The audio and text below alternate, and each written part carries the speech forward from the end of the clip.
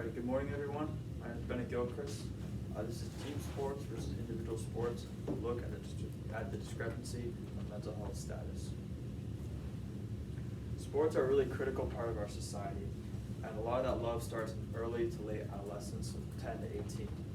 A study analyzing the percentage of teens from 2011 to 2019 analyzed trends in participation in sports in general among 9th through 12th graders. The study found that in 9th grade, about 62% participated in at least one sport. In 10th grade, about 58%. 11th grade, about 59%. And 12th grade, about 50%. Moreover, with the rise of the digital age and the social isolation that was a result of the COVID pandemic, many have turned to sports and other similar activities to better their lives with their athletic goals and achievements. However, a study from the National Library of Medicine found that in 2019, the rate of adolescent depression reached an alarming 15.8%, with many thousands of teens unlikely included in this estimate. These numbers also came up before COVID, so they'll likely underestimate the true rate of it. Gen Z is approaching the age in which many will be going on to higher education and or the workforce. Knowing the relationships between sports play and the mental health of future students and workers will help gauge a better picture of how the activities we do affect how we feel mentally. This segues into the research question I will be addressing. Do athletes who participate in team sports have better or worse mental health statuses than athletes who participate in individual sports? The current literature presented provided great context for the topic, but slowly kind of danced around the research question. A study regarding the motivations behind student athletes in the Philippines noted in its discussion that student athletes are motivated to prepare, train hard, and make personal sacrifices to achieve excellence. Interestingly, a study from 2018 found that multi-sport athletes showed lower levels of stress compared to those who specialize in one.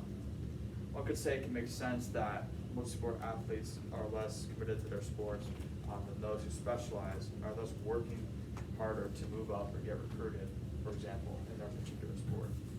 The same study also highlighted that the issue of perfectionism is especially prevalent among athletes, something that can harm the mental health of them.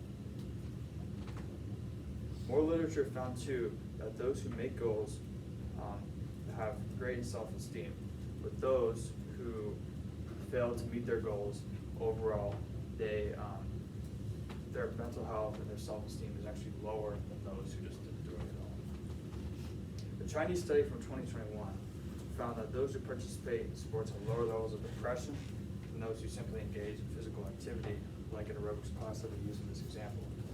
This study separated everybody, a college-age population, into two groups.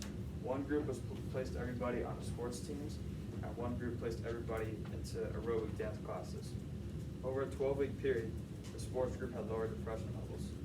Aerobic dance classes aren't equal to individual sports, as we'll see later in our study, but it is somewhat close to it, and the idea is there. Different studies stated that subjects who participated in a sport prior to college reported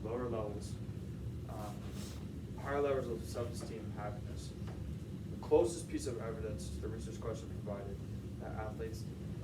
provided that athletes in individual sports had a 6% higher rate of depression compared to their team sport counterparts.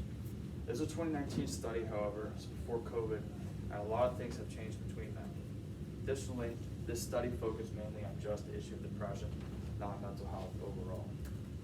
Finally, this study failed to extend all the way down to teens and adolescents, which is what mainly I'm looking at here. The final gap present in the mentioned study and many others is what drove my research.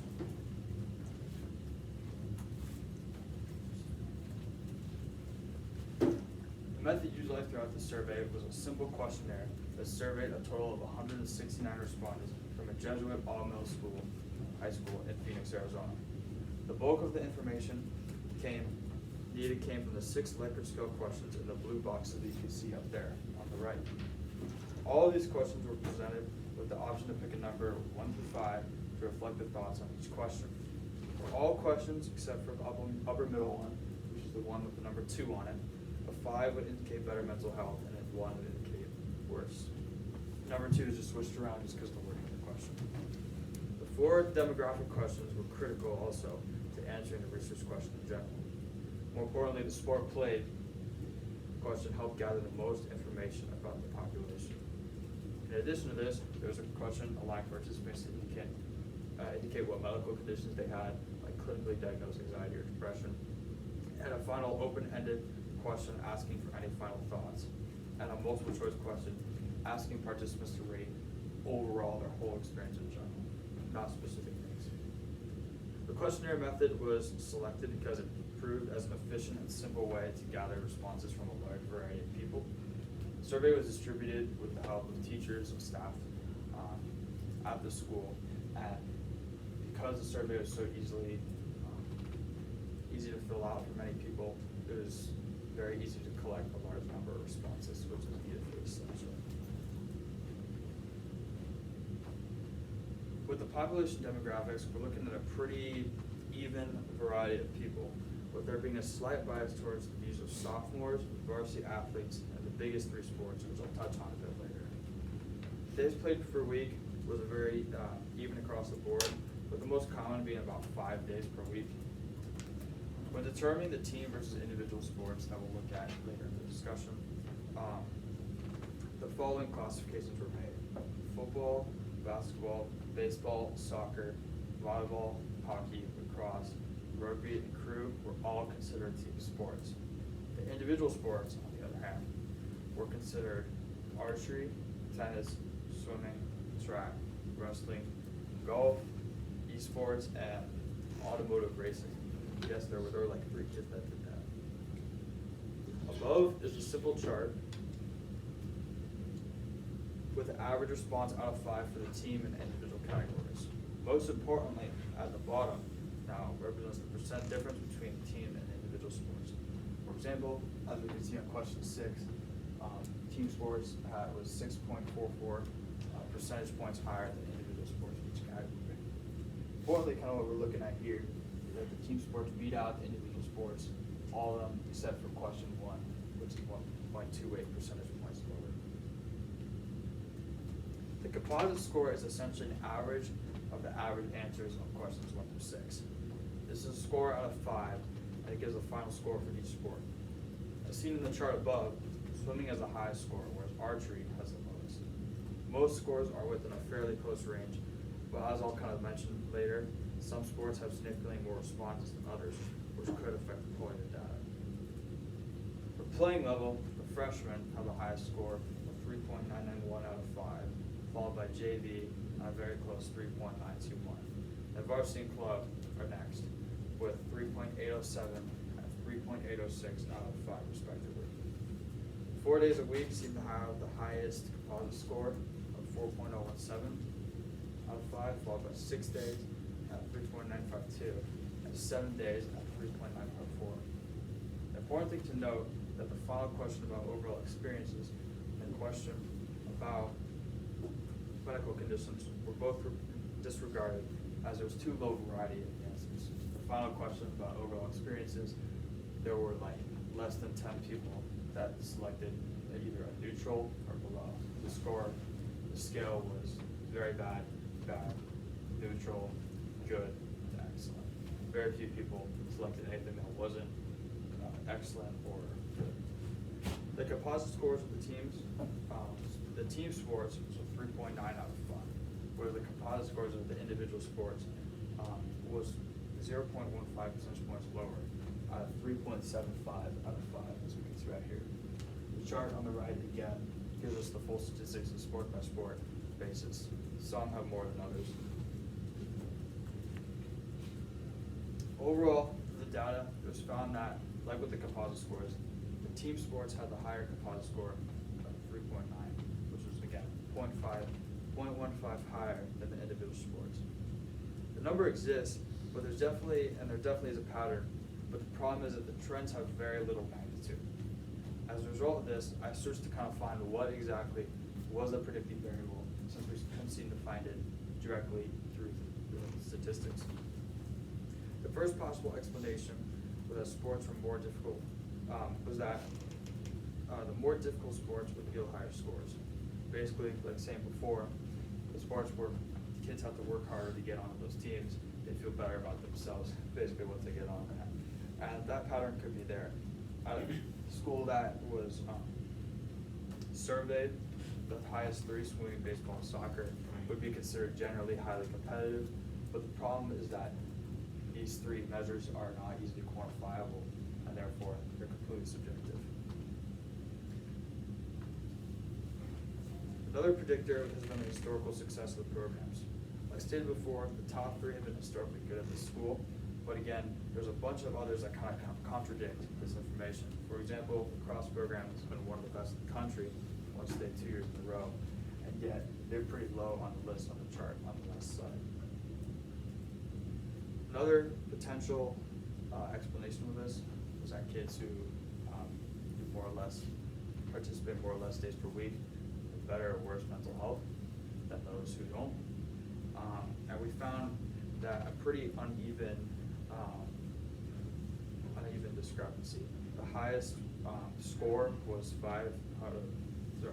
out of 7 days, but there's no simple pattern here. Additionally, there's very uneven numbers for this, whereas most people, there was most responses for 5 days a week, and the other ones were a lot lower. Finally, the level played freshman JV varsity club didn't really seem to have a big effect on it. There was a freshman had the highest, but it kind of faltered, so there was no real noticeable pattern here. The final verdict and the answer to the research question is that there's no effect on team sports versus individual sports. The margin, team sports had a higher composite score by about 3%, which if the study was 1,000 plus people, 3% would mean a lot. That's a significant difference. But just conservative looking at a survey about 170 people, 3%, well, it is a lot. It's still not enough to highlight a significant pattern. So for those reasons, we consider it as inconclusive. Most Pearson coefficients taken were also statistically insignificant, and those that were related, there were a couple that were about 0.8, negative 0.7, that were relating to two questions to each other, but those two didn't really seem to address and bolster the stats that were found with the 3%. Overall, like stated before, we found no real relationship as a result of the study. Rather, the study found here the study found that there was no effect, contrary to what a previous study hinted at. The biggest limitation here is obviously sample size. 169 is a decent sample of a school of 1,300 kids, but it would be much more beneficial to have a sample which is a lot larger than that. Another problem is that there was a lot of uneven participants per sport, in which some, like soccer, had 30, whereas others, like hockey, had 5. This difference is huge, despite the programs being somewhat similar in size. This could likely explain why hockey's averages were so low, and why soccer's were so high, is that there are some outliers in lower populations that kind of weigh the score down, or could weigh it back up. With more participants, there would be more robust numbers. Finally, if I were to do it all over again, a key question would be added to the study, which would be the question of when did you start playing your sport? This could be something really unique and interesting to find out, as kids who've been playing their whole lives might likely think better than kids who just started recently. This could likely be a predicting factor to help answer what exactly causes better or worse